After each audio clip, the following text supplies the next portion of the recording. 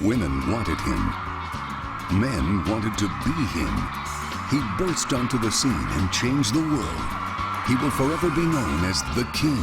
These are all just causes for war. Of England, Ireland, and France.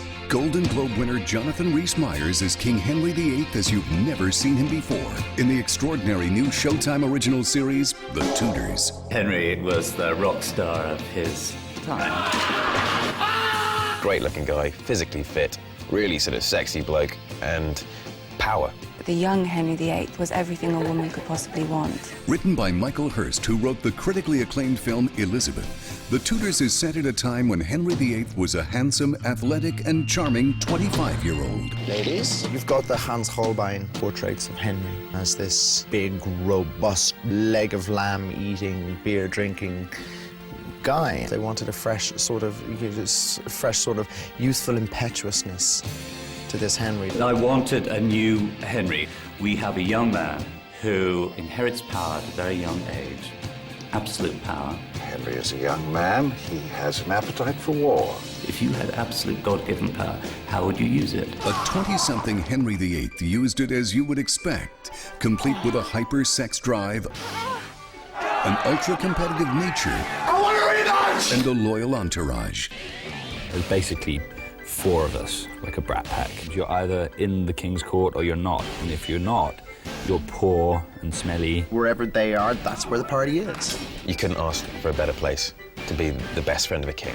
You're untouchable. What we were trying to portray, the great times that they have and the riches that they can spend and the women that they can sleep with. While Henry slept with his fair share of ladies-in-waiting, one in particular waited in the wings and played hard to get, Anne Boleyn. She was pushed by her father, who was a very devious manipulator, into flirting with Henry. But I think that she genuinely fell in love with him. I think Anne really stood out.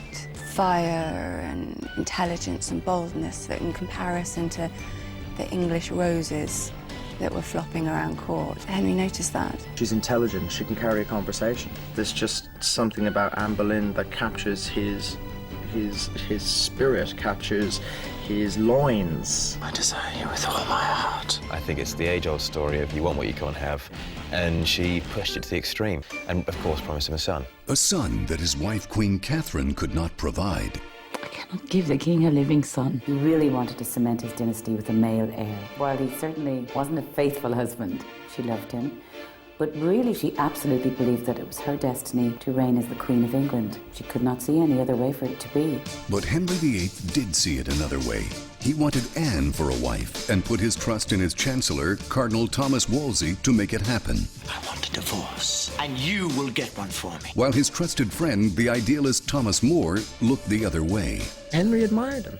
He admired More. More was all the good in the world, in many ways, but More's got his own demons. After all, I'm merely your Majesty's humble servant. There are, I suppose, certain question marks over why such a pure idealist would be involved in politics at all. Whereas Wolsey is totally different, without scruples. Wolsey is corrupt, so Henry doesn't have to be. And Wolsey did have a kind of father figure function in Henry's life, as well as being an extremely astute politician. Your Eminence has ways of pacifying the young lion. But finally, as happened very often in the reign of Henry VIII, things started to go awry. And, as happens very often, the reign of Henry VIII is misunderstood. People, generally speaking, don't know a lot about him. He was young once, he was in love, he had issues about divorce and money, like everyone else does. Unlike anyone else who played the role, Jonathan Rhys-Meyers makes Henry VIII real, identifiable, sympathetic, and above all, human. I have a son.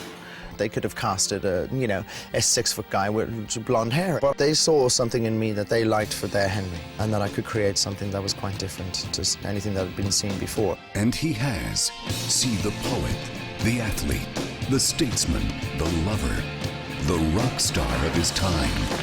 Jonathan Rhys-Meyers is Henry VIII in the epic new Showtime original series, The Tudors.